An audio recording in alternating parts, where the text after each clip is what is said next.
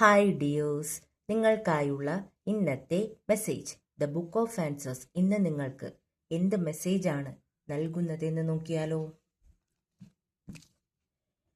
Divine, please guide me, please guide me, please guide me.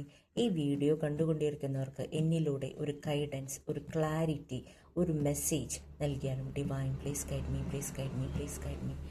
Divine, please guide me, please guide me, please guide me. Divine, please guide me, please guide me, please guide me.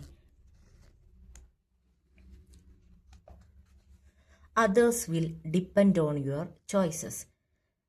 നിങ്ങൾ ഈ ഒരു കാര്യവുമായി ബന്ധപ്പെട്ട് എന്ത് തീരുമാനമെടുത്താലും അത് മറ്റുള്ളവരെ കൂടെ ബാധിക്കും എന്നത് മനസ്സിലാക്കുക.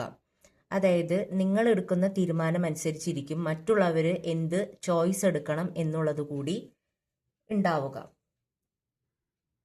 നിങ്ങളിപ്പോൾ ഏത് സാഹചര്യത്തിൽ കൂടെയാണ് കടന്നു പോകുന്നത് എന്നുണ്ടെങ്കിൽ അത് ഇപ്പോൾ നിങ്ങളുടെ വിദ്യാഭ്യാസപരമായിട്ടായിരിക്കും, കരിയർ സംബന്ധമായിട്ടായിരിക്കാം.